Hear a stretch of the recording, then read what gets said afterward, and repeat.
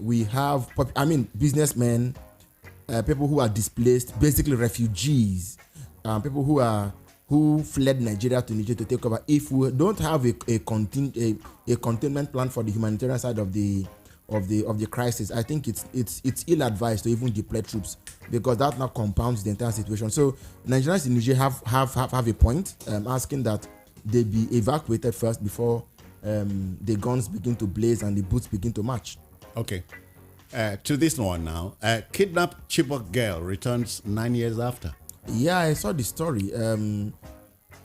It's a good thing. Who would have expected that somebody who was kidnapped by Boko Haram in 2014 would still be in the spirits in which we saw her come back. So it's good, kudos, and we hope that we haven't given up on the search for more and more of them. I think it was when, at the time, what's his name, the lead kidnapper, Shekau, came out and said he was going to sell them all into slavery. The nation became alarmed. There was public uproar. The Bring Back the Girls movement was quite active for a while. When Buhari came into office, it appeared that he wasn't as interested in the cause as it had appeared in his campaign days. But it's a good thing to see that our daughters, our girls, our children who were once captives are now becoming free people. So it's good news. Whichever case. All right, Cyril, wonder how you react to this. Why we can't slash transport fares, Lagos bus drivers? Somebody told me about this, I think it was yesterday. I personally can't blame them. These are businessmen, they're private investors. They are not government employees, or they're not under a PPP, public-private partnership scheme. These are people who, except government will give them the fuel or the resource with which to power their buses, then government can, say, if we're selling you this fuel at, let's say, 200 naira per liter, then government can force them to sell to operate at a particular price. But if they're going to buy fuel the way every other person is buying, government cannot even dictate to them so it's a given. Fares wouldn't come down. And again, let's make this point clear. The federal government owes Nigerians more than it is doing on this issue of petrol and gas. Only this week that that's ending today, 2 stories came out. One was that the price of cooking gas is going to go up next week. Nigerians out there, if you're listening to me, you better be got me thinking. So why don't you buy and stock? Because they've said it that the price of gas is going to rise in the new week. How much gas can you store? Ask me. Then in this same week, it is like, in the coming days, if the price of fuel went up again, don't be surprised. Because, of course, because, it's been projected. With the rise in the dollar, there is no way there won't be a concomitant rise. How much did the dollar close for? 2 days ago, it was 950 naira it was 950 naira to $1. There's a time we have to draw the line between government's maybe a government policy going south, and shall I not say criminal negligence? Hold on, but the truth must be said here. Bus stop economics tells me that your naira will take a beating for as long as we are not producing. That we must rub that in. No, but whatever when we start producing, we'll start earning. No, of course, and the naira will. Sure, yes, but we were not producing when the naira to dollar exchange rate was better. I think that there are when you took off the hedges and said you were unifying the I&E window, and the what's it called, and the black market. Okay, so whatever happened to supplying the dollar? Banks should go to airports and Cyril, our business is to report the news. We don't opinion it. So let's move on. Let me share this with you. 8 killed as 150-year-old mosque collapses in Zaria. You heard that? Yes. Yeah. I think it was yesterday. Yeah. Hopefully, we commiserate with the families of the victims. They have our condolences. We sympathize with them and hope that they have the fortitude to bear the loss. Loss by any means of this kind is never something to you can just gloss over. Well, a loss is a loss, and it's painful. Yeah, serious. Except that cynics like like my humble self, would sometimes think some of these losses are avoidable. Of course, they are entirely avoidable. Yeah, but how many of these built facilities have insurance on them? How many of them are? So but whatever the case is, let's hope that the mistakes involved in this are not repeated when, as we go forward. If you fail to do what you are supposed to do, Cyril, nature will punish you. Of course it will. Okay, northern women face divorce and trauma for receiving treatment from male doctors. It's not a new thing. That's the first thing I'm going to say. It's not a new thing. Ideally, in medicine, there's something they call a chaperone, who ideally ought to escort a female medical personnel. Let's say a female doctor wants to see a male patient. There's a male nurse or something escorting her. He is a chaperone. If a male doctor wanted to see a lady, there's a female nurse who goes along with him. That person is a chaperone. But I think that for cultural reasons, it's not necessary. It's particularly prohibited for cultural reasons, like I said, up north, to have a male doctor. Even, but it's not. It's. I think that it's attitudinal. It's attitudinal because hospital care, medical care, health care, whatever, is a thing of life and death. It's about somebody's survival. So. If the qualified personnel is the opposite sex, there should be a way to arrange for a chaperone to go in there and for the doctor to take care of his patient. I don't think it is particularly an issue. Like I said, we need to reorientate our people and make them understand that this thing doesn't really count. It doesn't matter. Essentially, sometimes it's to know when to apply the brakes, Of course. All right, we move to the Vanguard quickly, and very close on 12 minutes past 7. Tell President Tinubu to tackle the petrol crisis and other woes. That's what Nigerians are saying. Of course, I had already hinted about it.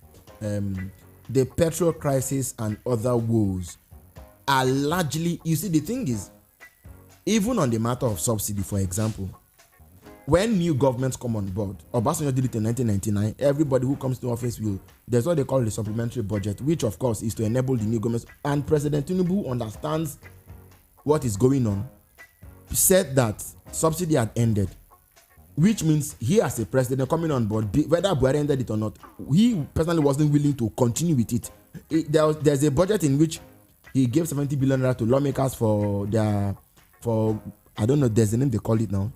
35 billion naira to judges, okay, 20 something billion naira again for farmers and so on. So he knew, having come into office and seen what was on the table, he knew that there was a need to jack up the supplementary budget, which Buhari also prepared, and he didn't make any provision for subsidy. Now the matter is, the question is, he is now bringing up his own policies into the mix. So having brought his policies on board, where are those policies taking Nigerians? Number one, our refineries are not likely to come back on so many times soon, because the president addressed Nigerians, was it August 1 or July 31, where he alluded to the fact that he gave a nationwide speech. Then he didn't say anything about refineries, but he was talking about the hardship imposed by subsidy. He didn't say anything about refineries. The next thing we had was 2 days later, when Joe Ajaero and the others went and met him, he said the Port Harcourt refinery will come on stream in December. It didn't sound like something that was really intended or something. Perhaps, or feasible. Yeah, it just looked at something that came up because people came to visit him. That's one. Long and short of the matter is this: it doesn't look like we're going to come out of this thing anytime soon. If you've unified the exchange rate, why don't you then allow the dollar to be supplied? Will the banks go and open a branch, bureau de changes at the airport with sticks and water? How could they even do that? When the dollar is in short supply, people are sourcing for dollar in the black market, in the so-called parallel market. Regardless, because it's not there for them to buy, to buy. The wars are much in homes. People, look at now company demand. Citizen, let me just give a little background. Since the president came on board, if you've been buying newspapers, Manufacturers Association of Nigeria have been speaking almost on a daily basis. They predicted that a lot of these multinational companies will pack and leave. Weeks later, GSK took their bags and said they had had enough of it. They were walking out. All right. The president said he was given was $70 billion also to manufacturers. And I was asking people that lost $720 billion last year alone. Do we sincerely believe that $70 billion will revamp industrial manufacturing in Nigeria? Come on. It doesn't seem like because if you factor in inflation, factor in interest rates for both, because that money is not, of course, is not a grant. So you factor in inflation, factor in interest, then factor in what it will cost them to import and move things from the port in the Papa. The Nigerian factor there. It means they are not even looking at up to maybe half of that money. Why are we not deliberate? Why are we not sitting down to think of? But in this same space, there is a presidential advice on revenue generation. There is a presidential committee on tax reforms. There is a presidential economic advisor. You see, in the areas where the president considers priorities, he has everything going for him. But in all the other areas, it appears that we are just moving, sleepwalking into wherever we are going to. I just hope that we will apply the brakes early in the day. All right, Cyril, let me take you quickly to Edo State. Genesis of problem between me and my deputy, Governor Obaseki, opens up. Yeah, you were speaking to PDP delegates or officials, whatever, they had a meeting. The matter is getting messier. You know, the governor has accused his deputy of trying to walk behind him to install his own speaker in place of the speaker whom the governor had wanted to be speaker. Again, I think on Wednesday, the State Executive Council condemned the deputy governor for going to institute the case he did in court, affidavit is sworn and so on. Then the governor also said that the deputy governor went to Abuja to boast and to say he had friends in the APC. He knew what to do if the governor wouldn't allow him become governor of the state. But I think that in the end, Pastor Ijeoma Egwuatu, Adam Sushomole, Godwin Obaseki, and what's his name? The deputy governor, Philip Shaibu. Yeah, but Philip Shaibu. These four men have in the past 8 years been the linchpins? No. There's a way Babangida said it about Awo when Awo died. He said this man has been the recurrent. There's a way he put it. He said he has been the most important factor, as it were, in Nigerian politics in the past. That's it. So these four men have been the recurrent decimals, you know, in politics in Edo State. And of the quartet, I think that Oshomola has been governor 2 times. Obaseki has been governor 2 times. Iyamu didn't become governor, but of course he was instrumental in making Oshomola and making other people governor, and of course he's a colossus. Then Shaibu, who has been a man behind the curtain basically until he was anointed to become deputy governor. So I think that he's a man of equal stature, pedigree, and standing, except that he's been dwarfed by the fact that he didn't. I mean, like he's not been in the spotlight as the others have been, and as own deputy governor. But I want to hope that this matter doesn't. I mean, but hope for what? That this matter doesn't get messier than it already has. The calculation is this: very soon you may hear that 5,000 supporters of a deputy governor have defected to. Then so the whole tiff is about succession. No, that's what it is. Okay. Obaseki said yesterday that his deputy was too desperate to succeed him. He had never consulted with him. They've never had any discussion, and that Siri, it reminds me of Robert Greene's 48 Laws of Power. Law number 3: don't show your finger too soon. Yeah. It's there. All right. Another story from the Vanguard is this one: traditional rulers to get monthly allowance to administer domains. Traditional rulers to get monthly allowance to administer domains. Yeah, but that's at the instance of governors, I want to believe. I see the accompanying further to that story is the Oba of Benin. So if that's an Edo State thing, it's fine. But I'm wondering, I thought they always did. I thought one way or the other the traditional rulers were always in cahoot or on the same page with the governors, and that they were basically always on the same page, always in tandem. I'm surprised, except they want to make it a statutory thing. I do know that there are governors who, when they collect security votes, know that the traditional rulers have a role to play. and service them. I think the former governor of Imo State, Rocha Okorocha, had a system whereby to tackle insecurity, he co-opted the services of the traditional rulers and made sure that they were part of the program. Of course, you can't do that without giving them some stipends. So, but if now you want to formalize it, I don't know how that's going to happen. You have the local government chairman, for goodness sake, who are constitutionally empowered and allowed to take care of this issue. So, what is the thing about traditional rulers? I don't. What you're going to get is this: where you see, apart from the big established thrones, like let's say the Oni of Ife, Oba of Benin, Obong of Calabar, and so on, you begin to have people say, I beg, let three chiefs let three people come together, break away from that community, so that we too will be getting. Do you want to now go into that? Do you want to? Sir, we are told that politicians have a way with histrionics and theatrics. Of course they do. Yeah, let me drop this here.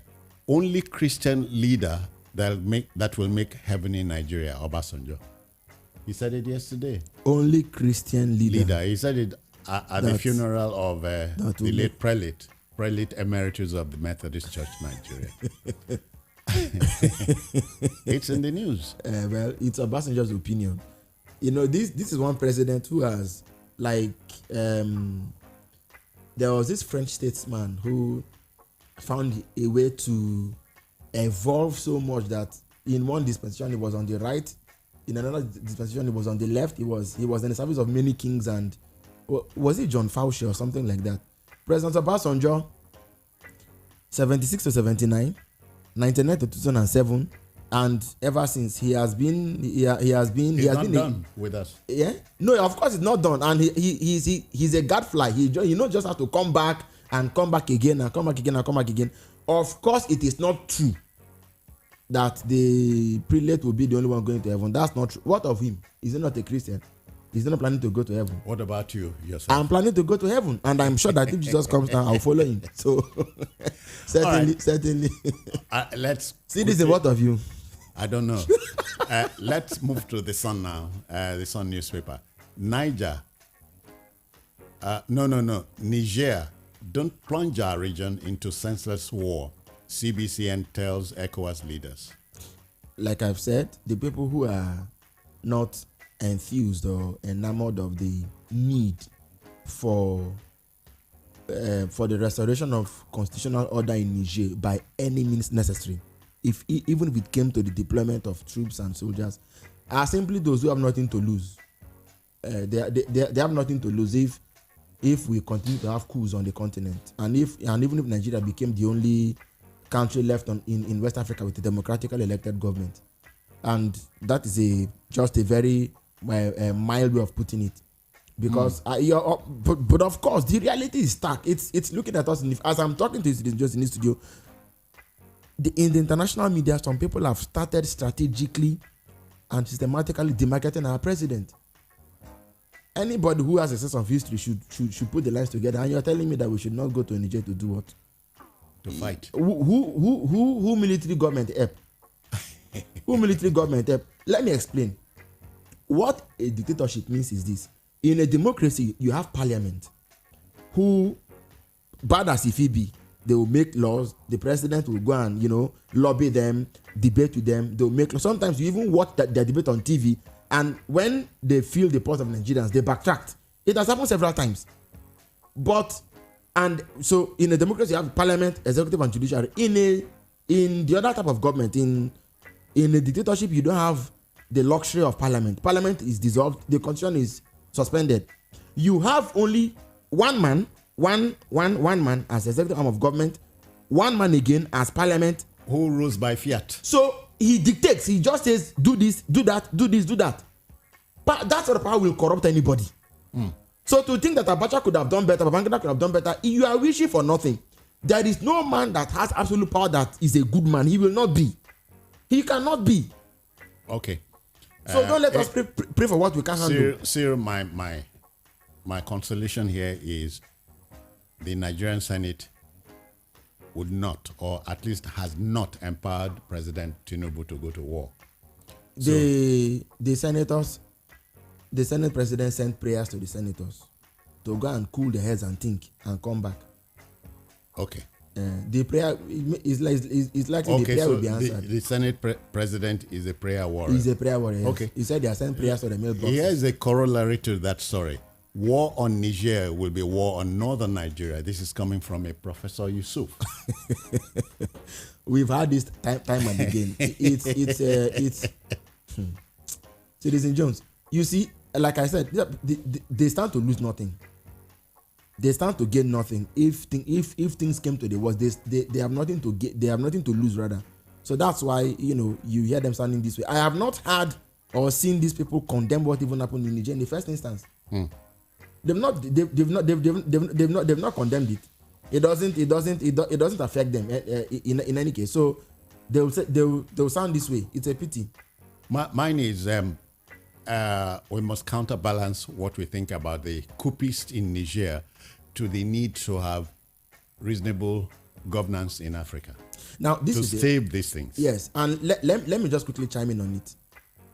The reality is this simple, citizen Joe. Before people plot a coup, they have calculated the path to staging the coup and the aftermath. Maybe we are not even aware. Let me just say this.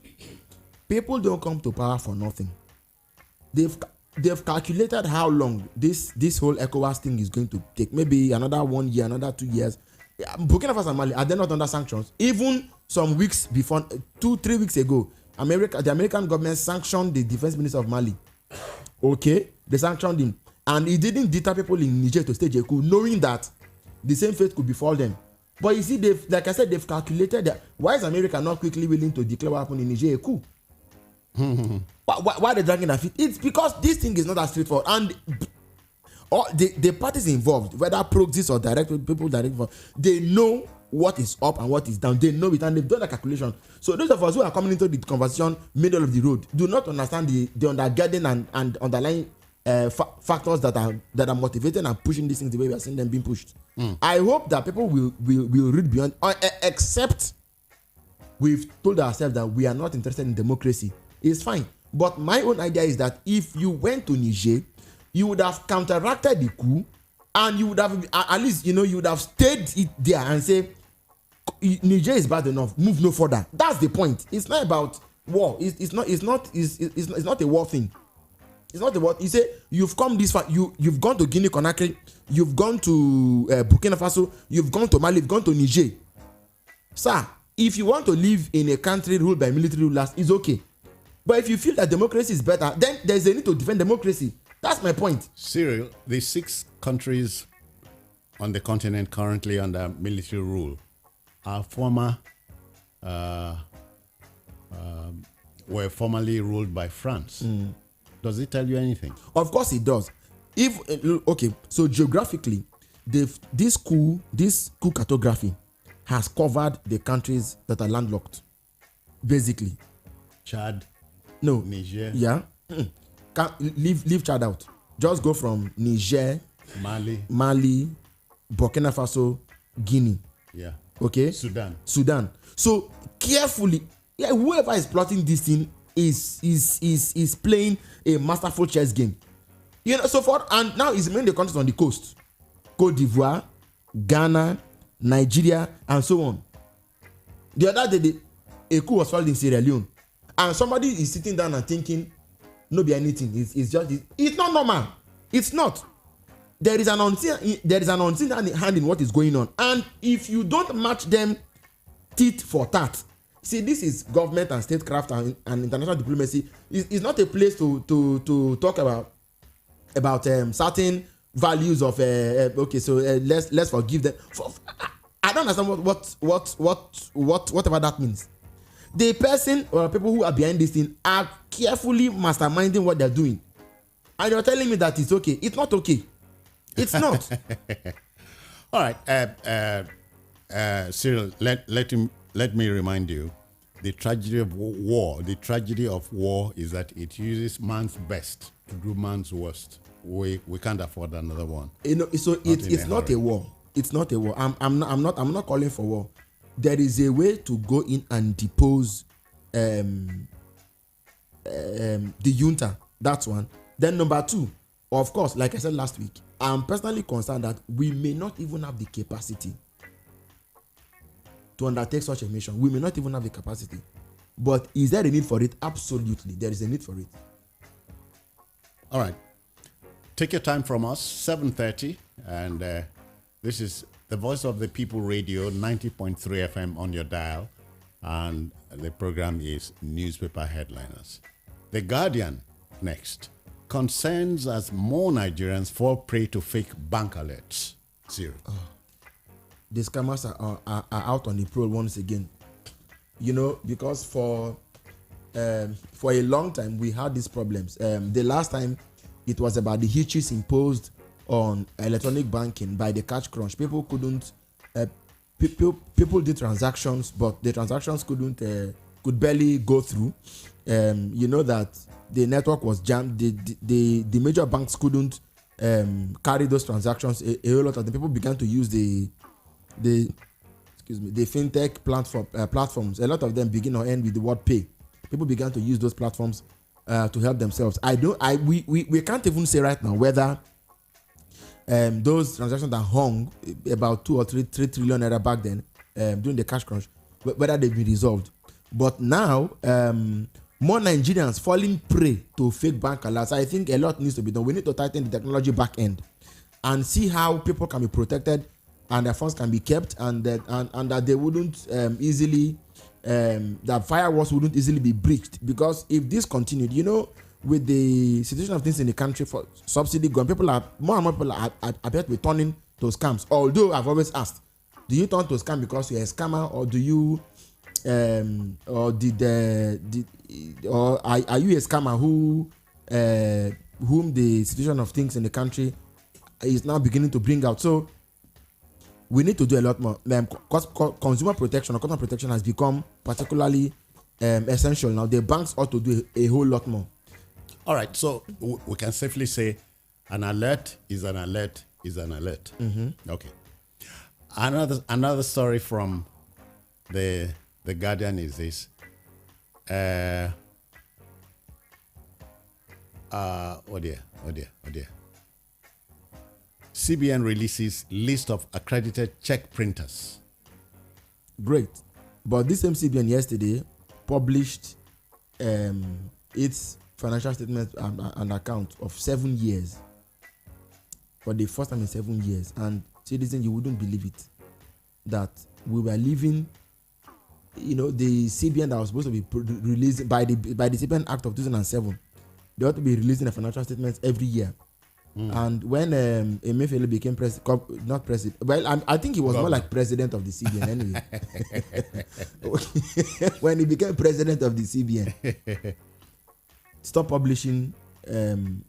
No, after President Buhari became president in 2016, he didn't publish up until when he left office. That in itself is a breach of the law. And I don't know if he has an explanation for not why he didn't publish the banks, the Apex Bank statements for 7 consecutive years. Only yesterday the CBN published all of them. You know, sometimes people just take laws into their hands in this country, and there's no punishment for bad behavior, so nobody gets punished. I mean, anybody could just do anything he liked. Look at the other day, they said that 35 civil MDAs shunned a reps panel on job racketeering, as if we didn't know what had been going on. You know? So this is the thing. There must be somebody who rises up to the system to say things have to change, and is able to match his words with action. Until we can do that, this rigmarole will continue, and it's unfortunate.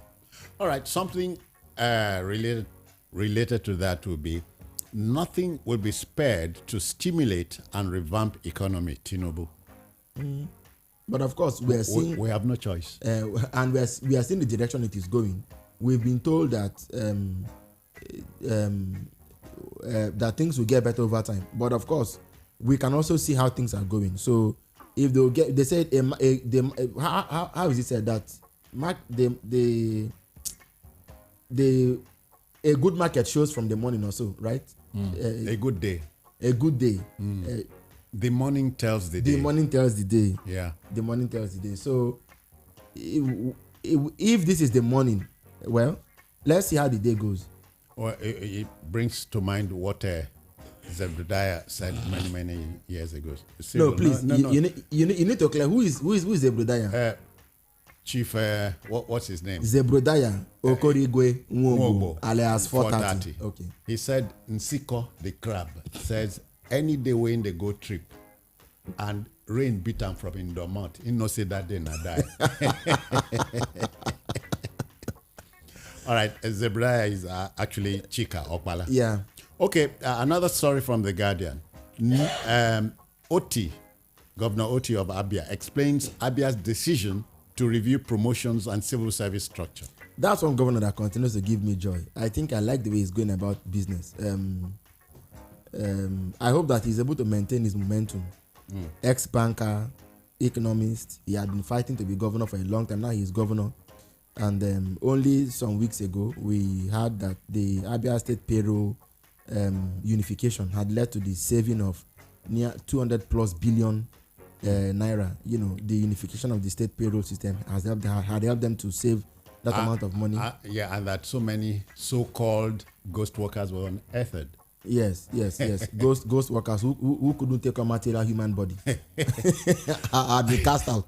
So now but personally, I will judge this governor by what he does with Aba. I mean, I'm sorry, it's my thinking. Aba should have been the Japan of Nigeria. You've heard this many times. Of course. Yeah. Ultimately, it's the people, okay? Yeah. But I think doing something about Aba, particularly that area Market Road, will sort of psychologically tell us that a governor was here indeed. To think that Aba used to be the London of Ibibio people in Akwa Ibom yesteryear. Citizen Jones, Aba, you know, Anyahuru Market, Cemetery Market, Ariaria, all those places.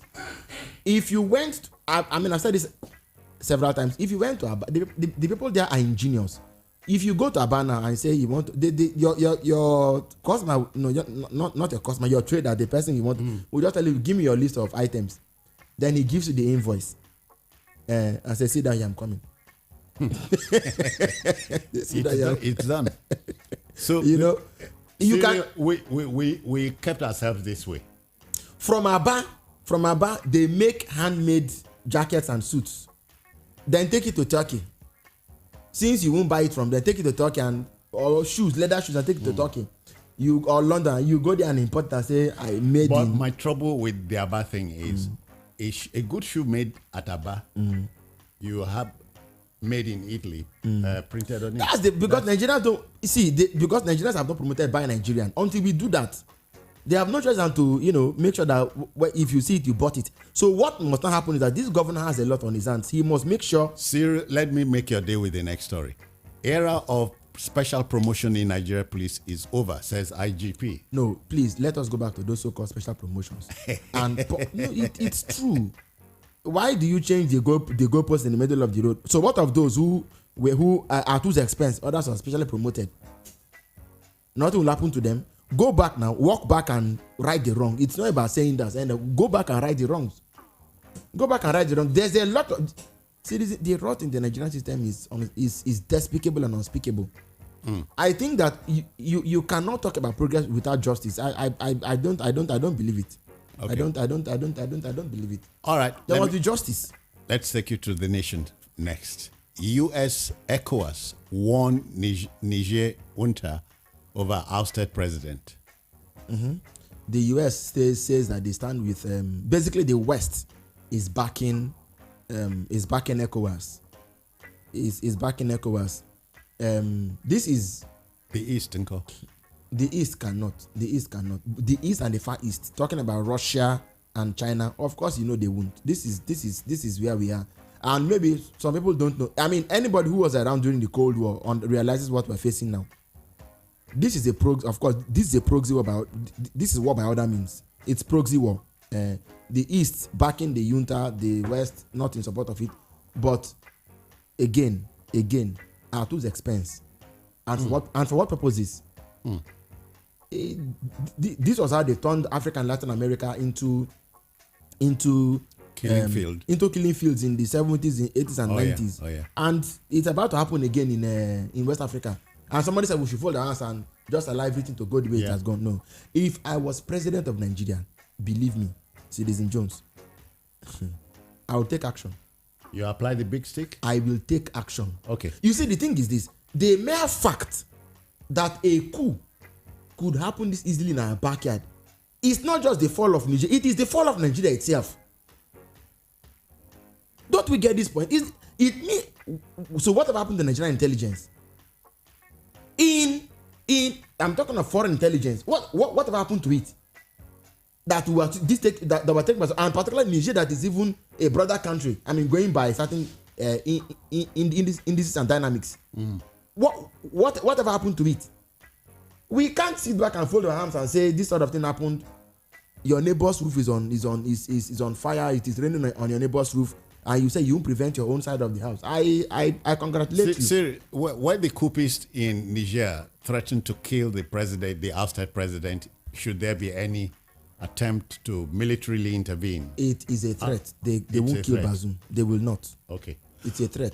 All right, let's go to the next story. 3 IPOB ESN members killed as military vows fresh onslaughts. That's in Enugu State.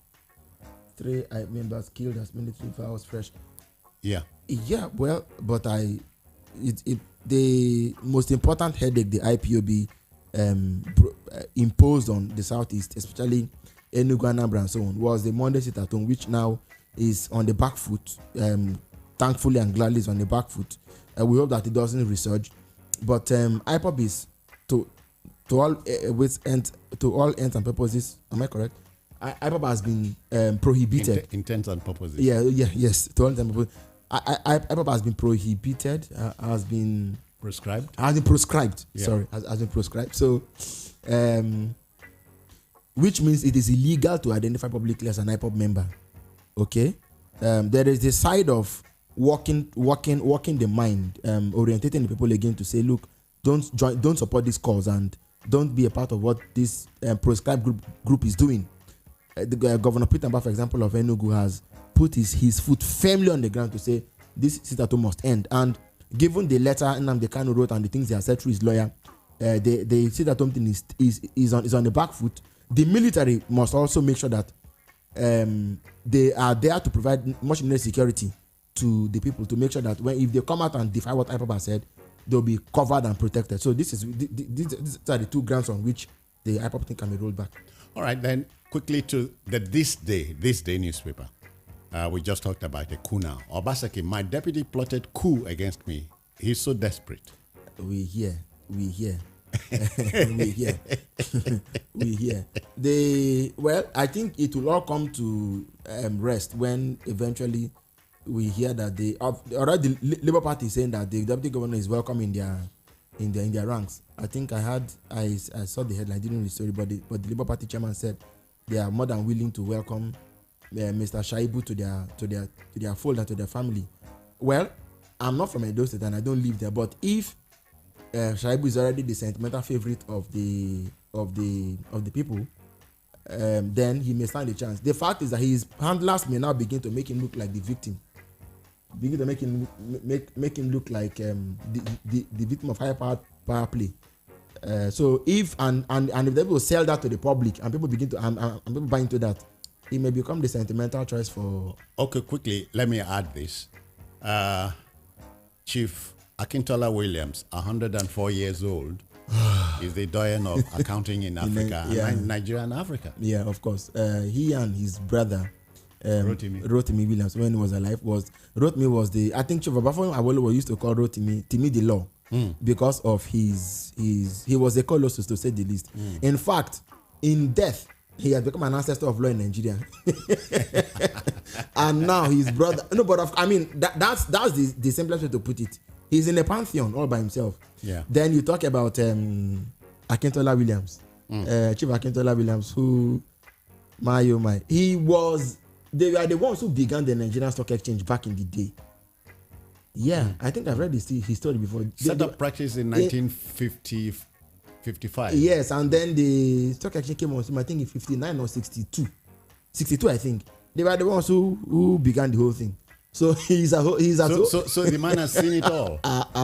No, he saw it before all began. And as against Zebediah would say, demand don't see 99. Nothing remain.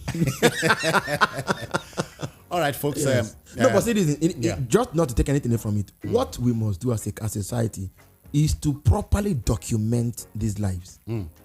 Is to properly, for posterity. You remember the English essayist Longfellow? Longfellow, Wordsworth Longfellow. Yeah, Henry.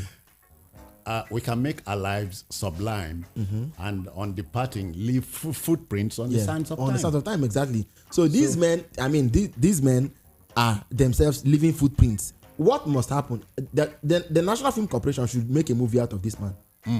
There should be not just one, but that should be a series of biographies on him, detailing their experiences. You know, it's the least we could do. How many countries have the pride and joy of having men like this? Listen, at 104, his heart is still strong. I remember back then, where I worked before at the TV station, our business people went to do a story on him. I think he clocked 101 or so. We couldn't finish writing the story. Wow. Because there was a lot to say about him. You know? All right. So what would people say about you when you depart? On that note, we want to apply the brakes here. Those are the stories in the papers we have shared with you. Are there any stories that tickled your fancy? How do you react to them or to the story? And please, this is your opportunity to talk back. No foul language, continent language, and go straight to the point. 0700 903 903 903. That's the number on offer. Please, let's get cracking. Which story or stories caught your fancy? How do you react to them? 0700 903 903 903. We wait for your response. So, sometimes you wonder if the stories we read in the papers are true, you know. But we say they are a reportage of events. Yes. The journalist does not manufacture anything. Yes. The journalist has no business telling you what he thinks or what he knows. He is to report the facts the way they are, the way society has presented it. And it ties right back into a quote that I attribute to you, which you always use. You say, one philosopher said that society prepares the crime, the criminal only comes to commit it. In a manner of speaking, the same holds true for the journalist. Society does the events. Society is liable or culpable for the things that happen. It is the work of the reporter or journalist to simply stand aside and report what it sees factually, objectively, not subjectively, objectively, and report it in a way that makes people realize what's really going on. He shouldn't opinionate. He should not editorialize. He should simply tell them what it is he saw. Now you will find that in our headlines, there's a lot going on in the political space. There's a lot going on among the power elite. There's a lot going on in the corridors of power, government houses, state houses, and so on. But the question is, how many of these are helping to ameliorate? Sir, we have a first response here. Good morning to you. Yeah, good morning, Citizen Jones. I greet you, sir. Your name, where you're calling from? I'm never from Ejide, sir. Go on, take your 60 seconds. All right, sir. My greeting to your guest. Good morning to you, sir. He spoke well. He spoke well. God bless you for your good work, my brother.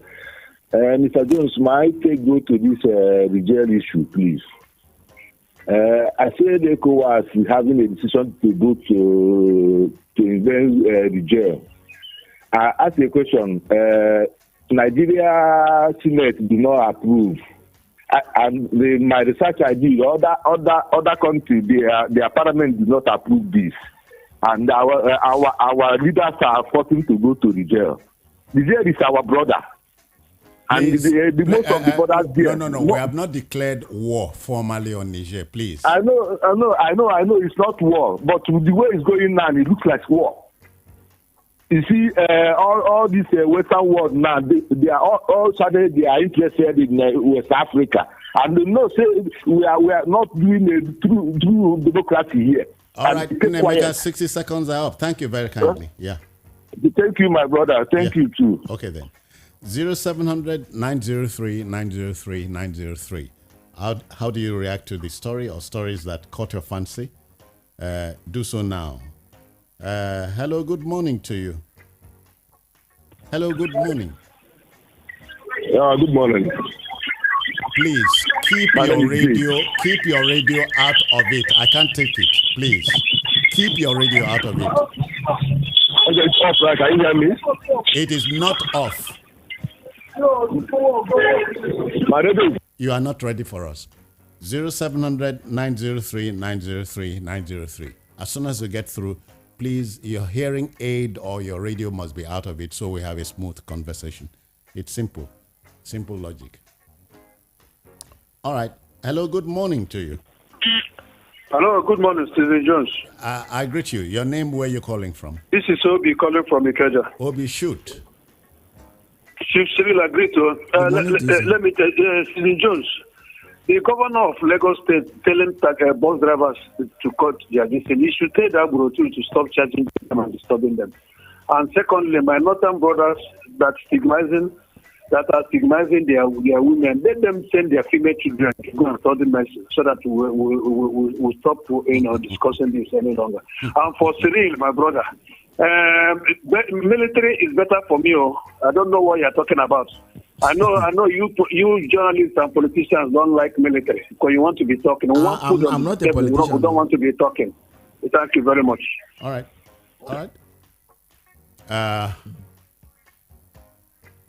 0700 903 903 903. Are you reacting to any story or stories we shared with you? How do you do that? Take advantage. Hello, good morning to you. Good morning, Citizen Jones. I greet you, sir. My name is Tony. I'm calling from Abule Ekpa. All right, you are on air as we speak. This issue of Niger Republic should be taken. Should be what? Not allow America to push him forward. And if he's pushing himself forward because of the accusation of drug and the money issue, he should tread with care. I don't know where you got that from. I don't know where you got that from. I don't know where you got that from. Please don't make unsubstantiated statements here. I won't take it. I won't take it. It has nothing to do with freedom of speech. Cyril, we say there's freedom of speech, but there should be also freedom of thought. Of course, there should be. Yeah. We'll take one Discretion last call. is the best friend of freedom. Yeah. Hello, good morning to you. Good morning. Yes, sir. Yeah, my name is Osaji. I'm calling from Bagada. Okay, then. Yeah. I want to talk about the 3 IPOP members that you said they were killed. So first of all, I want to know these IPOP people.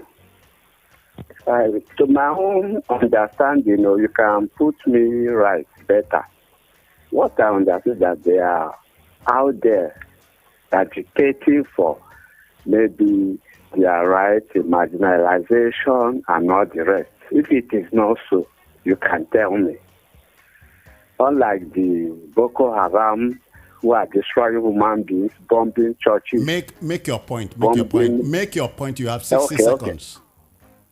That's one thing with you people. We don't allow somebody to. Please make your point. We are not at war. If you are not ready, then. Now listen, now, Oga. You announced that so excited that they killed 3 IPOP members. You are not so excited. That's why I say. Thank you. Siri, we terminate it here.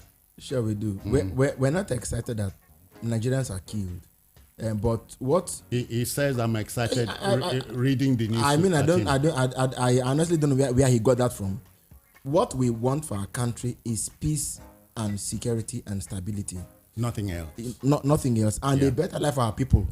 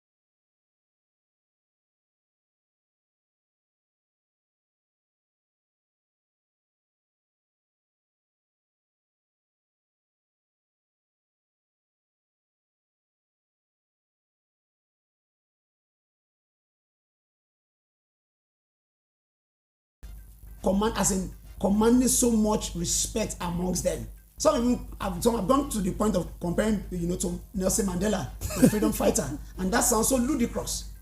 Possibly they had a good intention initially, but unfortunately, what we see now, it has snowballed into a monstrous, into a monster that even those that started it, are not happy.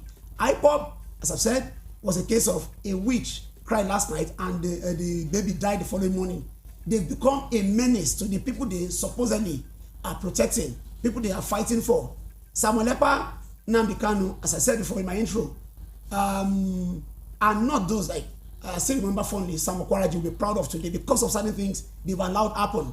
The Southeast is almost on its knees, and that's even understating it. Right now, the economy of that region of Nigeria, and it's affecting Nigeria, is hemorrhaging, is bleeding. Something must be done to ensure that this stops. Yeah, Fred, quickly, I know you have your way of coming in, but then let me state this. Whereas Nnamdi Kanu has written a letter which Simon Ekpa has dismissed as a fake, Simon Ekpa is saying, I want to meet eyeball to eyeball with Kanu in order to stop my angle, my slant to this thing. Is he not asking for the sun?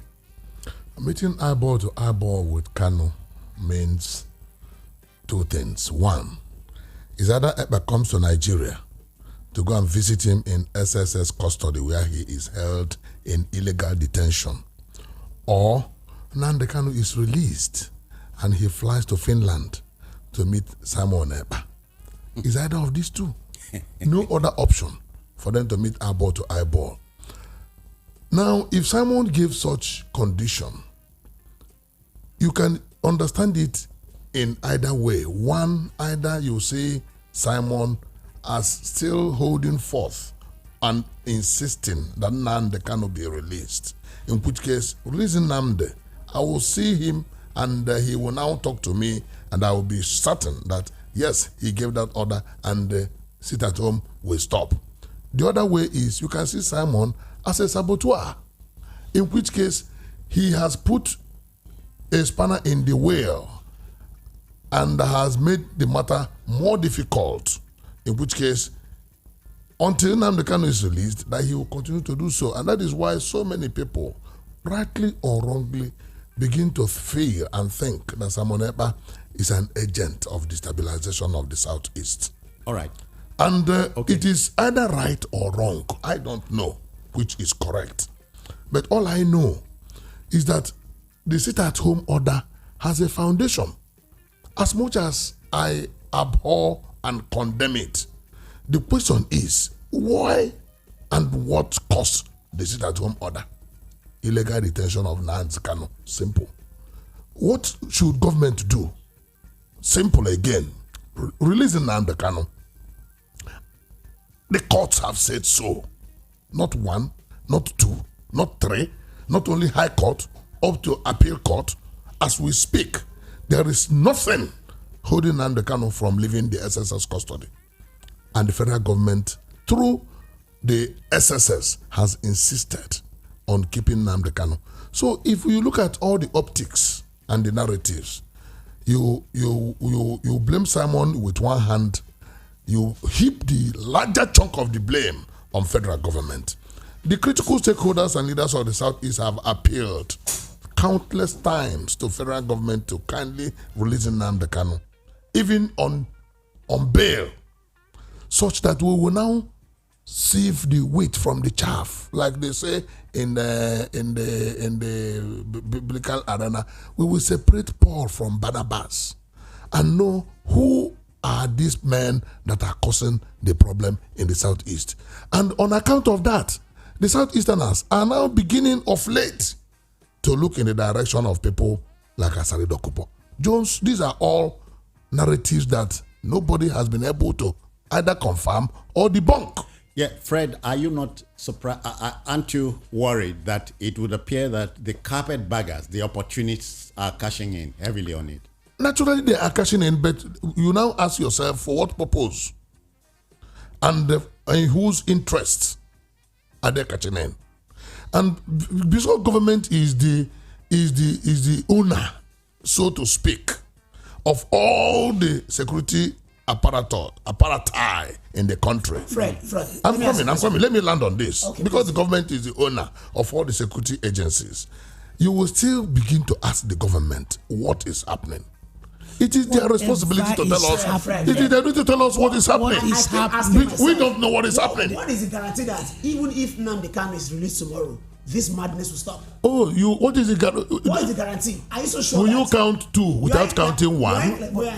It's not being released. It's not the only reason. Release him and see now. But The if is too loud. Whatever is happening in the southeast, Nnamdi When you release him, we will now know. Nnamdi Kanu and his group laid the foundation That's for the it. gospel truth. Because the lockdown was a tool of Nnamdi Kanu. Oh, yes. I listened to his tapes where he says things like, the lockdown is utter and complete. I know nobody should come out. I know my people. I'm quoting him. I know my people. Him is who now? Him is who? Nnamdi Kanu. I'm quoting Nnamdi Kanu. I know my people. They are very stupid. I know they will come out. If anybody comes out, burn him up and burn him up in that store.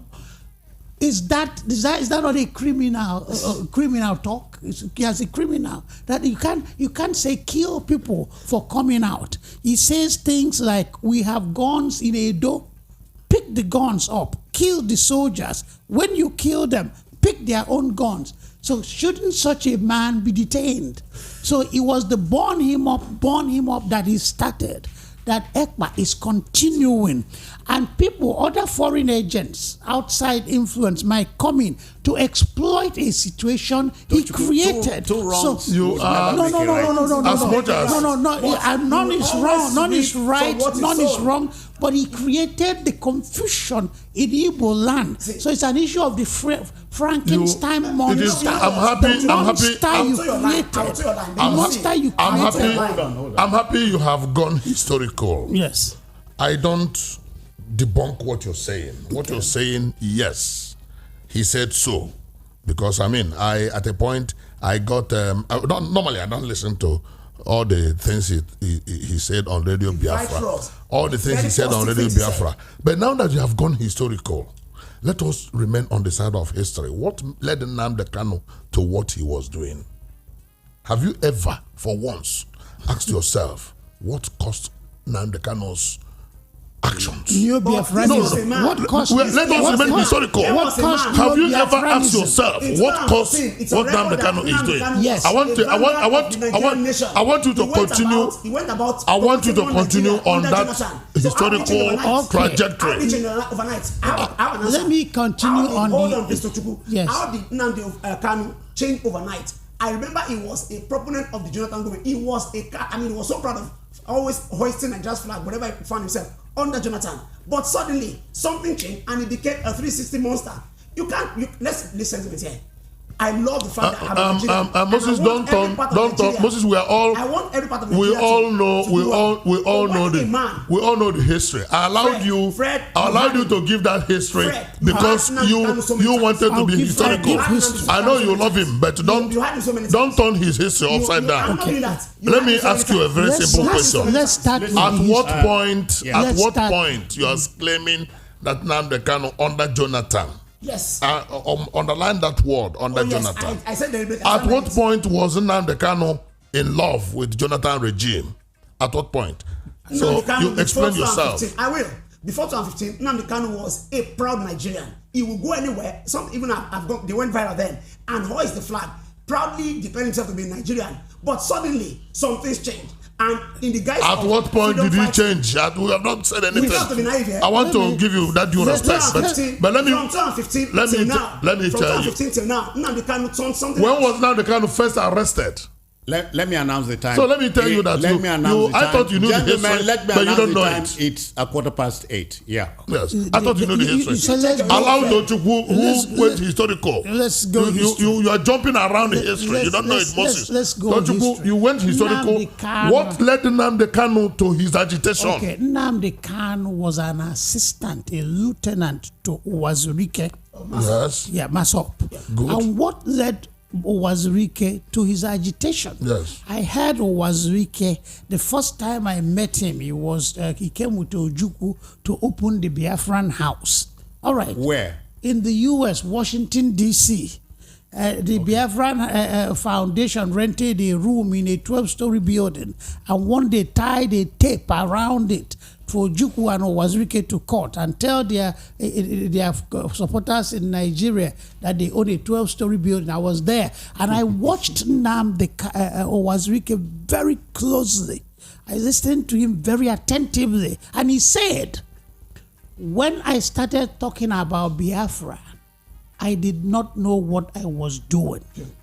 But because democracy allows me the right to express myself, I started talking about Biafra and people started listening, and I continued. He was a failed lawyer who had nothing else to do with himself and needed to be relevant. So he started talking Biafra. Biafra gave him relevance and gave him money. And that has been the motivation of this neo-Biafranism. Relevance, publicity, and money. So Nnamdi Kanu worked for a man who started a project that had consequences for millions of people, but didn't know what he was doing. And it was a part. Aware that there was a time? He was a part of that. Without holding for Owazurike, are you aware there was a time the federal government arrested him and kept him in custody for a very long time? What's wrong with arresting I'm asking what's now. What's wrong with arresting a traitor, a troublemaker, a Confucianist, a man who was... Did it happen? What's wrong without holding brief for him? Are you aware? Police arrest people every day. But are you aware that he was arrested? Of course, he was arrested, yes. And he continued to struggle for his freedom. And by the time he got his freedom, he kind of mellowed down, and Nnamdi took over. You see, why? Nnamdi did not take over. Nnamdi broke away. Gentlemen, hold on. I know a bit about this too. Yes. I can say I know a bit about this too.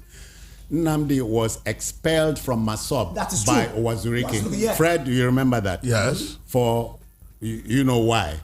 I don't know why. Okay. He was accused of misappropriating some money. Okay. That's the genesis. That was of what Owazurike said. And then Nnamdi himself said Owazurike was embezzling the money meant for freedom fighting. It was all about money and relevance. No. That's nothing to do with Igbo man. There is no need writing history when you want to follow the historical trajectory. There is no revisionist. There is no revisioning of history. What we are doing is we want to look at issues. Where did the water pass under the bridge, and what are the possible solutions? Did the water wash away the bridge? The water washed away the bridge when Nigeria moved away from the path of justice, equity, and fairness. Jones, can I come in here, please? What led Nnamdi Kanu? What led Owazurike? You can say Owazurike was looking for money. That's what he said. I didn't know what I was doing. That would be your own understanding of him. You also say Nnamdi Kanu was looking for fame. That would be your understanding of him. Isaac Adakaboro died seeking for justice in the Nigerian environment.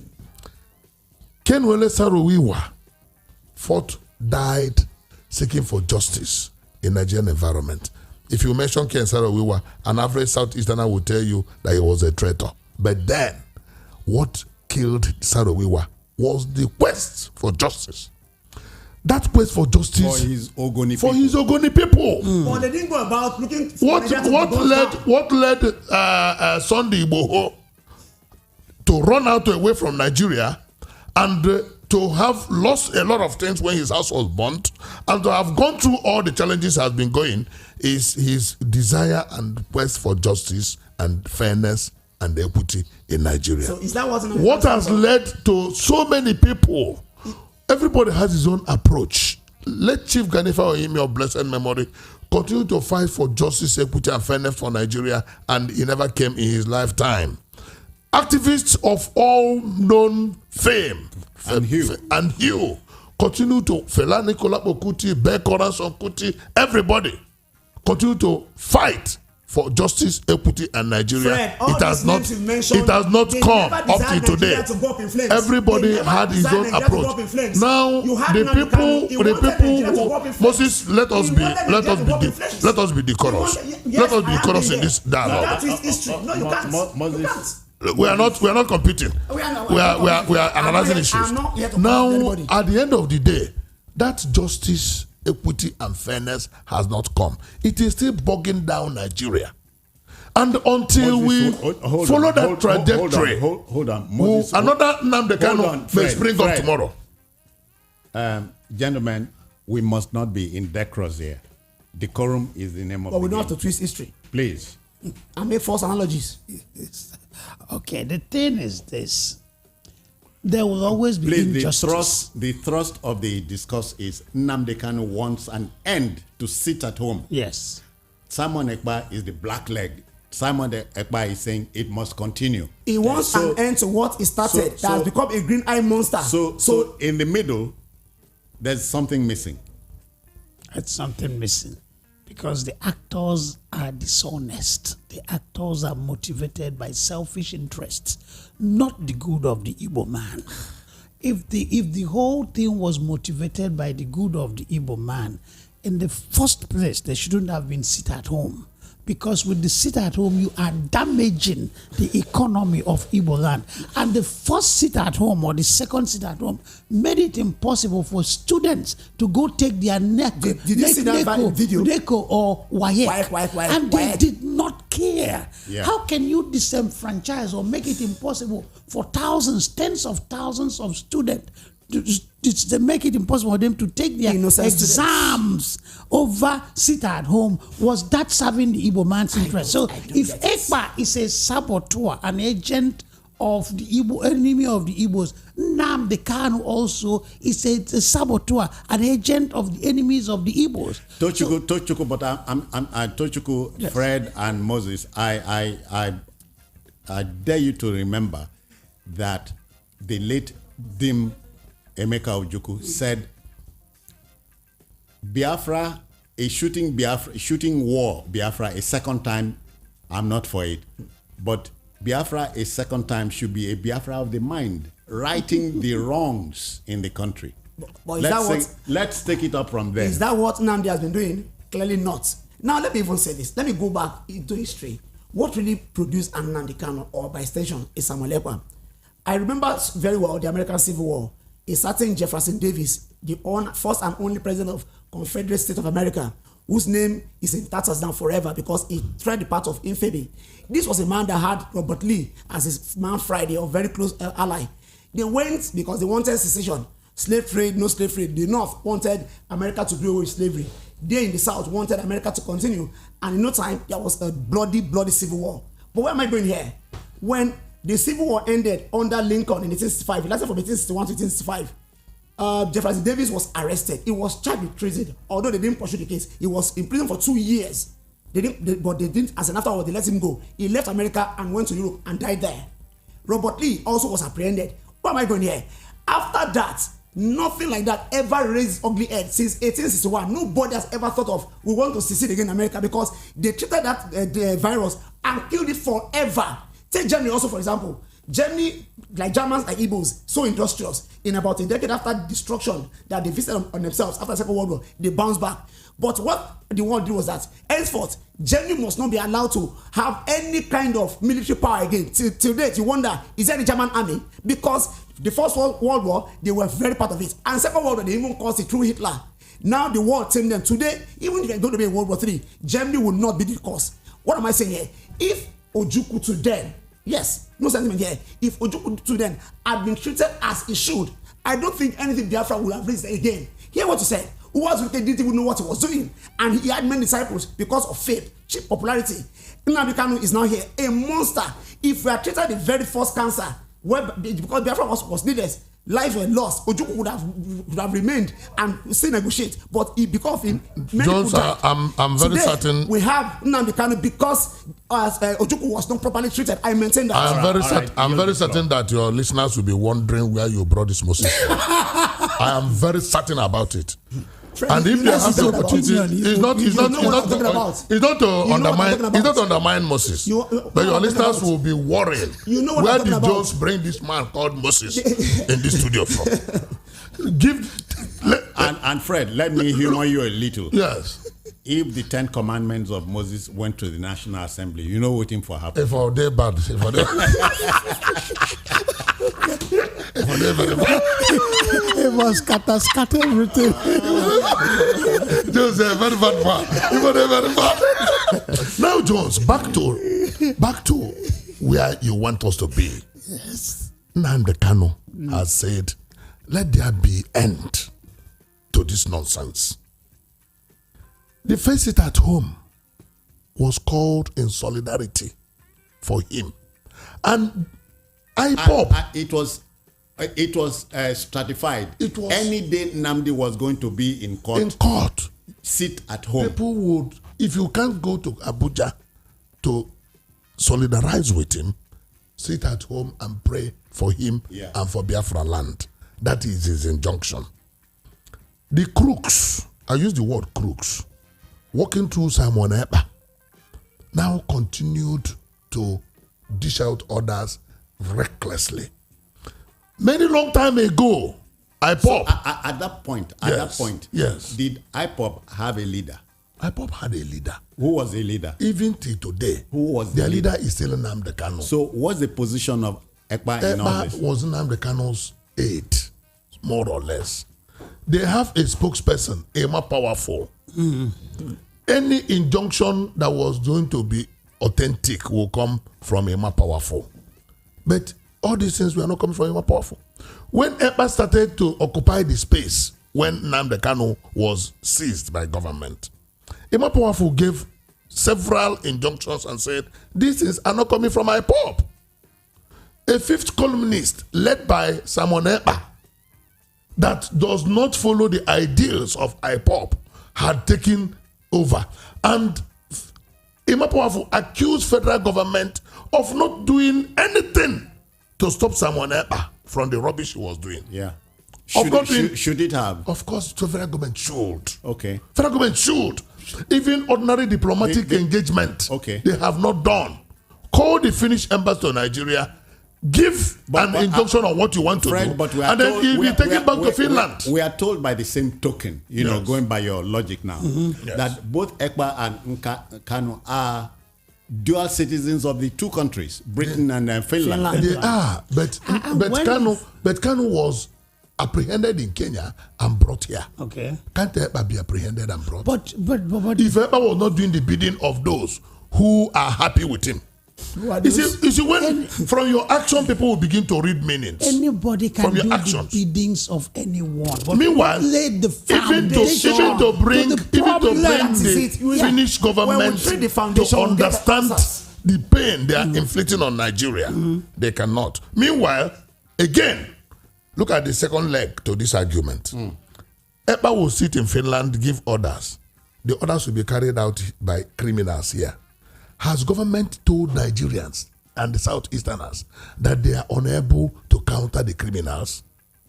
So where are the so-called unknown gunmen? The so-called unknown gunmen. I have asked this question. Can't government at least apprehend one? Okay, no, the thing and is, from there we know whether they are known or unknown. The thing is that Jones, and these are the things that are leading to all these conspiracies about the involvement of government mercenaries in the saga of unknown government. There might be, but the thing is that the sit at home had the sympathy of IPOB and their supporters for a very long time. People were killed. People were killed. People were killed. I disagree with you completely. And I read of comments. Let me announce it's 8:30. It's 8:30. Yeah. Okay. So 30 more minutes. Okay. So the thing is that there's sympathy for Biafra in Igbo land. Sure. And some people, because the average Nnamdi Kanu follower is ignorant and can be manipulated and has been manipulated. So they figure whatever you are doing, do as long as in advancing the goal of getting Biafra. Freedom fighting. Yeah, so that now is beginning to backfire or nurse, but that in a bunch of non-entities, a bunch of ninicompos, you are talking like a bunch of I can talk like anybody. You are using incontinent language against your people. You are even worse than the Kanu. Don't you mind your words? Mind your words. I've not finished. You are talking to the people. Mind your words. Excuse me.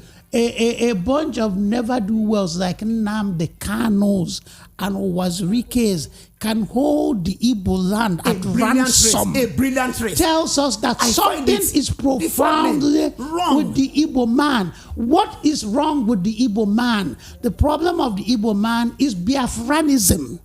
You talked about it. I read speeches and write-ups by Nnamdi Azikiwe, who was once our number one political leader.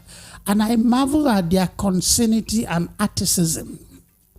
Now, think of the speeches of Nnamdi Kanu that you wonder, is this man insane? Is he high on something? So how could we have fallen from following a man like Nnamdi Azikiwe to now follow a man like Nnamdi Kanu? Biafranism. Ojukwu did us a terrible evil with Biafra, and the lingering grip of Biafra in the Igbo man's mind is not allowing him think, is not allowing him move forward, is not allowing him do anything constructively, politically. That's why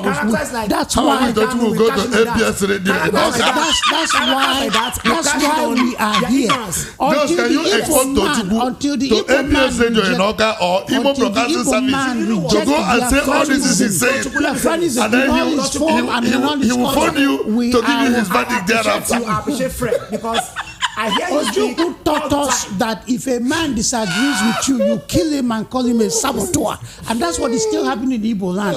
Anybody that speaks against Biafranism is more than ask a simple question. Don't we be dancing away from a simple question? Please. What is your question? Hold on. What is your question? Fred asked the question. My question is, what caused all this? You have not answered it. What caused it is simple. Hold on. What caused your question. freedom fighting? What caused all this? I gave instances from southeast to south to southwest, and you have not answered it. Except that we are not talking about freedom fighting. We are talking what are we talking about? Freedom. The southeast geopolitical zone vis-a-vis the sit-at-home order. Then why are you bringing Ojukwu into the matter? You can't but why is Ojukwu calling Ojukwu's name? No, I'm coming. Hold on. Bringing Ojukwu into the matter. Did he pronounce it as I'm in charge. Yes, go ahead. If you want the program to end here, it will end. I don't want it to end. We want our people to understand what is going on, so that they will understand Ojukwu and his drift. Fred, you cannot talk about Southeast geopolitical zone, the politics of the Southeast, without the mention of. We are talking about sit at home. Very we are talking about sit at home, Jones. We are not talking about politics of Southeast. If we talk about politics of Southeast, we are not even talking about Biafran war. We're not talking about Southeast politics. We're talking about sit at home. We can't talk about new Biafranism without talking about Biafra. I'm a stickler to principles and rules, and you know me Fred, to be that. Today you're not. What are we talking about? I beg to differ. All right, the talking point, Nnamdi Kanu wants an end to sit at home. So Simon Ekpa is the black leg. So what is all this covering the space that Ojukwu and Moses are doing here? No. What's this doctrine of covering the space that they are doing? So long as you don't feel marginalized here. I mean marginalized here. Yeah, we are marginalizing you. Please hold on. You know what I'm saying? Let's get serious. The sit-at-home order, which emanated from somewhere, which of course takes us back to what caused something. That's it. There's what they call related issues. There must be a few things, 2 or 3, that are related to the subject matter. Yes. What instigated the agitation for a state of Biafra? That is now what we are talking about. I'll answer your question. Are we talking about? In passing, is it possible to visit the place? What brought about Biafra the first time? Oh, Jones, what caused agitation is, I said it before, injustice, lack of fairness, lack of equity. How? to the Igbos by Nigerian How? nation. Explain that. Wait a minute. It's even happening today. Buhari is 95% and 25%. Buhari just spent 8 years with that. We just gloss over it. 35%. I'm coming. Today, there are 10 extra ministers, none to the southeast. Today. Exactly. No, you can't say none. There are 5. Oh, Jones. Fred, you cannot say none. I said 12 extra. I know what I'm talking about. Okay. 12 extra. Jones, let me tell you. To southeast. Let Look, me tell you let something. us not play the ostrich all the time. Jones, That cannot be. That cannot be the. I'm only giving you. Fred, that cannot make a have point. Sit at home. Don't pick and choose the one that. No, I'm not. I'm only giving you examples of that injustice. I am listening to you, and I'm point. drawing from what you're saying. Let me make a point. I just want to give you. I told you that the thing started long time, and it is. It did not start long time. The Igbos were dominating Nigeria, so there was no marginalization of the Igbos in the first Biafran war. It is still. He was an arrogant, selfishly ambitious man that caused the war. The day we will talk about tell you war, something. Let me tell Biafran you. war. At least those you know that I have a robust knowledge and the historical and personal experience. And it's so ironical that you believe in Biafran war. like We are not talking Biafran war. So let us not confuse our listeners. We are talking about the sit at home. The thing Which is the Kanu has said it must stop, and someone I told you I'm disappointed with your drift. Let us not scatter our discussion. My drift is my I mean, don't just go and be grabbing straws anywhere you want, just to show up your argument. Let us stay on the talking point and let this discussion be meaningful. Exactly. This idea of you go up, you come down, you go left, you go right. That's not the way I discuss issues. I reserve the right to my style. Not to my ears. Exactly. Keep that your right to your ears, not to my own ears. If a man gets sick after eating in a restaurant, you can blame the restaurant food for your illness. But if a man gets sick after eating the wife's food, the mother's food, the maid's food, the mother-in-law's food, then the problem is not with the food, but with the man. Obasanjo marginalized the Igbos. Yaradua did. Goodluck Jonathan did. We have less than 20 minutes. Talk to the issues on the point. Talk to the issues at the talking point. The problem is not with the Nigerian government, but with the Igbos. I gave you examples. And when I give examples, you run away from it. You are being sentimental. Oh, you know me. I'm never. You know me to be cock. For me, to be cock realistic. Even an Igbo president who marginalized the Igbos. You know, I am never sentimental.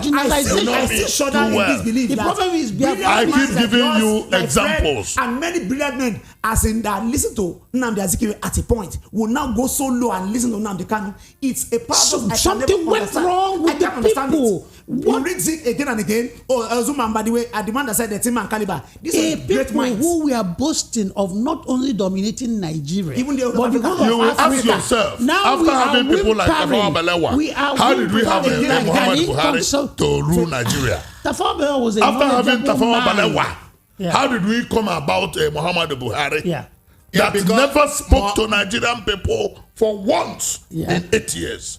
And you have not asked that is exaggeration. You have not asked, for once. You have not asked that. Why did you speak to Nigeria for once? So I mean, let us not. I keep saying, let us remain with the talking point so that we make a meaning of this discussion. You cannot say from Onitsha to Ebonyi State, nobody voted for Buhari. I think 1 or 2 people would have voted for him. I'm not saying nobody voted for him. But you are asking, you are wondering how Buhari came. How did Buhari come? By election. He won the election. No, he won an election. You are trying to. I'm trying to answer you when you said within Nnamdi Azikiwe. How did we have Nnamdi Kanu? Oh, yes. I'm not asking you. With Tafawa Balewa and Sadwana. With Tafawa Balewa and Sadwana Sokoto. Nigeria has how did we have Muhammad Buhari? Nigeria has our problems. Igbos so have their problems. About? They are not the same. You people just want to be talking for the sake of talking. My question is because you have the microphone. Nigerians will sort out as to why anything you like about the Southeast and against the Igbos. Nobody is saying anything against the Igbos. No, we are talking about Biafra. You are not being logical. You are not being logical at all. And no Biafranism continue to destroy Igbo land. Let us come back to the table. Biafra, until we get Biafra out of our minds, we cannot make that would have been progress. addressed if they did that after the Civil War. It would have been addressed forever, I maintain. Moses, you don't even know anything about the Civil War. No, you don't tell So I dare you, that is ridiculous. I dare you to stop talking about Civil War. You know nothing about the Civil War. I beg your pardon. What do you mean by that? You don't. If Biafra had been properly handled after Ojukwu, there would never have been a I say you know nothing about Civil War. Igbos down. So a race of people with the most brilliant minds will have that as their leader, and they call him a freedom fighter. All right. Hold on. I'm handing over the microphone to the listener in another 3-4 minutes. But don't even wait for the 3-4 minutes. I want them to come in immediately. Hold on. Not time. Beginning with Tochukwu, your 60 seconds will begin now. Yes. The subject matter is Nnamdi Kanu wants an end to sit at home, but Simon Ekpa is the black leg. Okay. Begin. Yes, it's good that he wants an end to sit at home, because the Southeast has suffered so much from that sit at home. But whatever Nnamdi Kanu is saying and whatever Ekpa is saying, the Igbo man must introspect. The Igbo man must stop blaming others for his problems. They say that there are too many ways to succeed, but one way to fail. Blaming others for your problem. We must look inwards and wonder and find out why people like Nnamdi Kanu and Ekpa can hold us to ransom. We have to do some soul searching.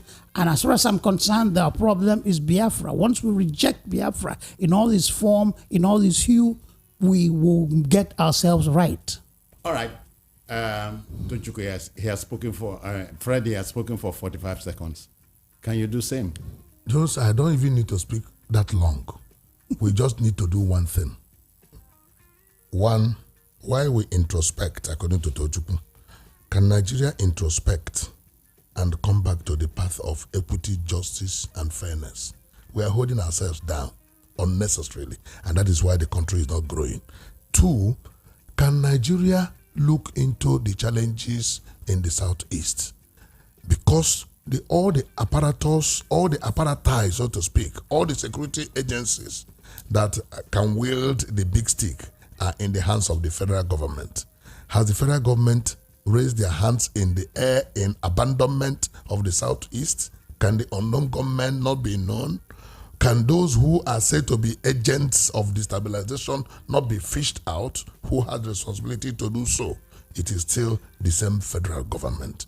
Now, the sit-at-home order, which everybody had condemned, including the IPOB itself, can they be said to not have done what they should do? And can government ensure that this agent of destabilization, that is Simon Ekpa, is brought to justice? Fred, 60 seconds. Moses, 60 seconds begin now. Thank you. Well, I said and I still maintain, I can't put together, it sounds so incongruous to me that a group of people, a brilliant race of people that produce the Achebes of this world, the great Zeke, Anyaoku, former Secretary General of Commonwealth, Dora, and I can go on and on. Even with my uncles and daddies here, brilliant Fred and Tochukwu, I can't imagine that they will go so low and pander to the whims of a man who meant nothing but destruction. He opened the door. You can't deny this. He opened the door, and now that the door, and he left the door open, and monsters, encroach on him. They enter the room. He now wants to fight them. Look, Samuel Ekpa, wherever he is, causing this, I think it's about time the federal government, and with the cooperation of the people, because sometimes I feel, is it that some people tacitly support this state? Do they support what is going on there? It's about time they cooperate with the government, and no time this will be done, because if Southeast grows economically, Nigeria will surely grow. We are on our knees now because something is wrong with our hub, our economic hub, and that is the Southeast. So something must be done, and quickly too. Thank you. Now it is time to go public. The listener is empowered to be a part of this. But please, as soon as you get through, your language must be continent. People talk about shooting from the hip. Don't shoot. Don't shoot from the hip. Go straight to the point. 0700 903 903 903. Nnamdi Kanu wants an end to sit at home, but Simon Ekpa is the black leg. Hello, good morning. Yeah, good morning. This is Ifeanyi. Ifeanyi, good morning. Where you calling? Oshodi, okay. From Oshodi. Yeah, 60 seconds. Please, okay. My point is that, in Nigeria, until we get things right, things can never be right. Until we quench the fire, smoke can never stop. Somebody in the studio there was talking about Kanu came out because of money. Simon Ekpa come out because of money. Then Ojuku come out because of money. All these things is marginalization, oppression. Okay, see what is happening in Lagos, for instance, where somebody just said he would bring someone to come and secure people, to come and secure his people, and he was thrown into prison. Since then, they were going to court. But although must say this, so nothing happens to him. Sorido Kubo carry gun, was showing everybody, nothing happens to him. All these things, until we get something right, nobody, before we talk of agitation of Biafra, there is something cost it. If we want to be one Nigeria, let everybody be treated equal. Not when others are being oppressed, and you are trying to... Thank you. 60 seconds are up. Thank you. Thank you. Yeah, 0700 903 903 903. Nnamdi Kanu wants an end to sit at home. Simon Ekpa is the black leg. Hello, good morning to you. Hello, good morning. Yes, sir. Your name, where are you calling from? Yes, I'm calling from Lagos. Lagos. Okay, then. Go on. Yes, I've been listening to you people, and I heard what everybody said. I wish that experience the Biafran war, we never lost anything. It's to meet the Igbos. Anywhere we go, we feel at home. Many of us will develop this Lagos, even north and all over. Why should we be talking about Biafra? And where is Biafra lead us to? People should reason and think. Most of the things I don't think that they really experience this Biafran war. It's better together than even if we break up with Biafra, that's when our problem will start. Like what's happening in Sudan. And so people should reason before they say, look at the water they have created now. I just came back from the east. Thank God the thing is not so much in the United States. It's only in Anambra, Olu, and some other area.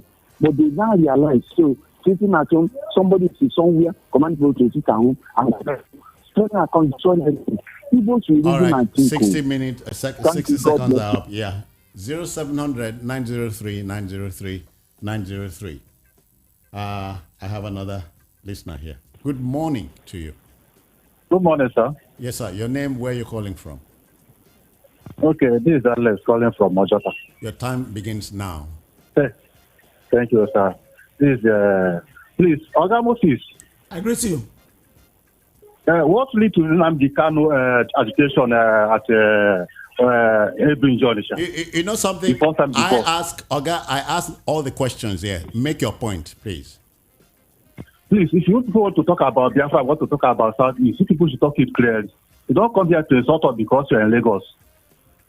We are human beings. If you kill my father, tell me not to cry. How do you think I should not cry? If I see you tomorrow, do you think I will leave you well? The agitation sit at home, they kill my stepsister today. Police kill my stepsister. We come out on our junction to shout, to cry for government to come at our intervention. And police say governor, they for mine. Send police to come and shoot us back. We run away from our community. You know, us around Chaluka government. All right. And you people will come and tell us we are. I don't go to school. 60 seconds are up. 0700 903 903 903.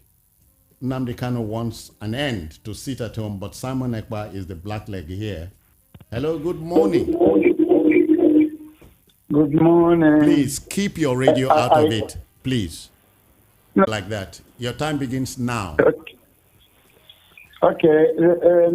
One point which I want to support is the Biafran war did not come because of marginalization.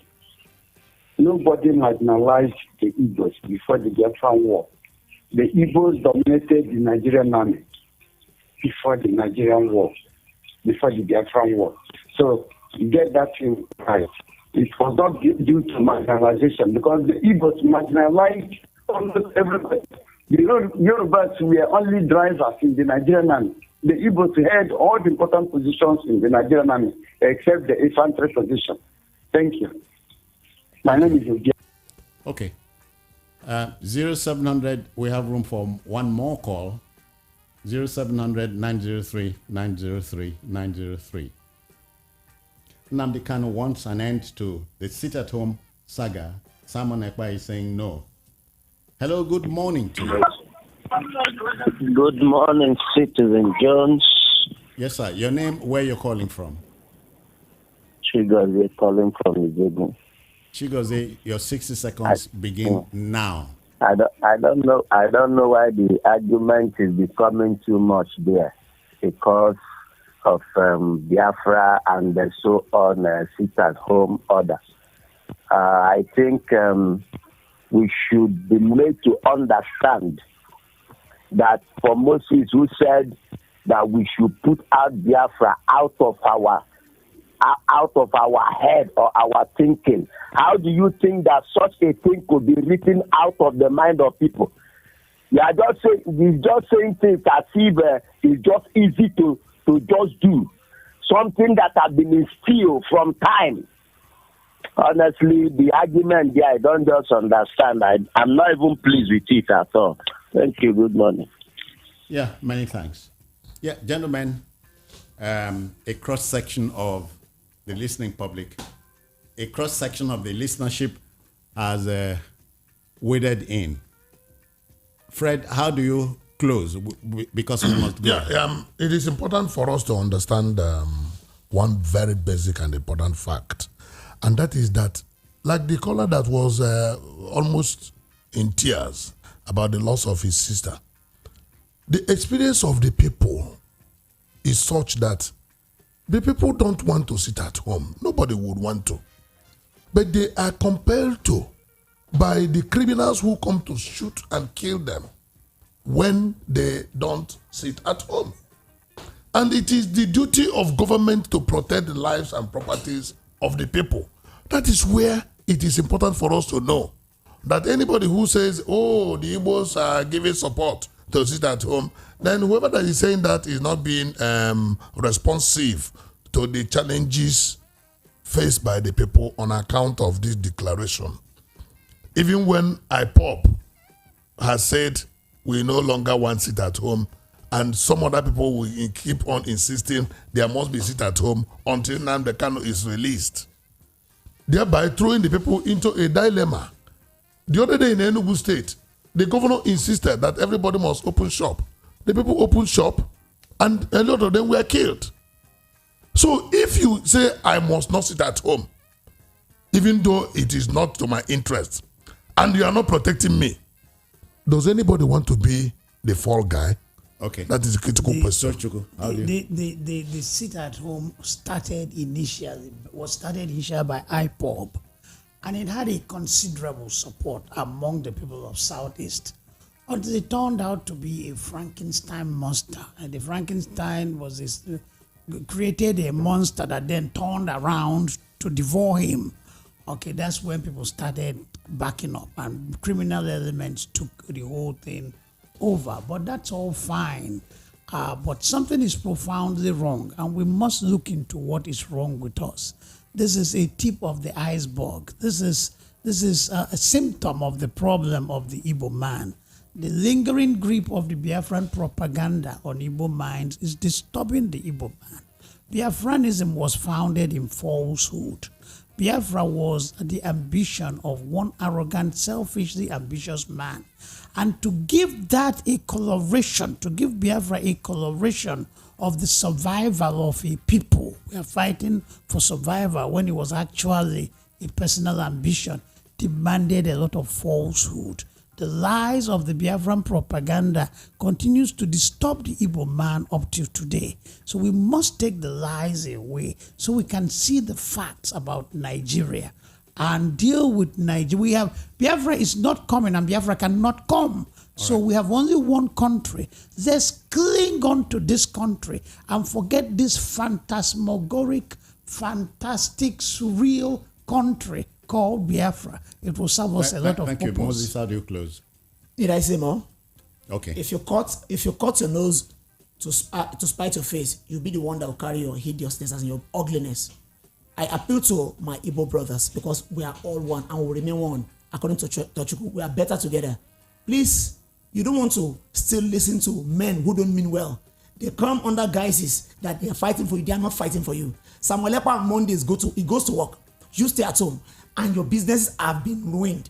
It's about time we join hands with those who want to liberate us from these deceitful men, people who don't mean well, as I've said, and we'll get the job done. And Southeast, when it bounces back, Nigeria surely will be better for it. Good morning. Moses, please tell government to secure the lives of people in the Southeast. And you see, sit at home, stop. I am not the president. Tochukwu, Fred, we are done. We are done. Thank you, Fred. Thank you, Tochukwu. Many and thanks. Thank you, Many thanks, John. A pleasure. Thanks, sir. Well, I need to say here and now that the essence of radio is to help mold opinion and allow the listener to make up his or her mind. And I'm told that when you hear radio, good radio, you realize your catharsis, you purge your emotions. We're out of here. We'll see you on Saturday morning. Good morning.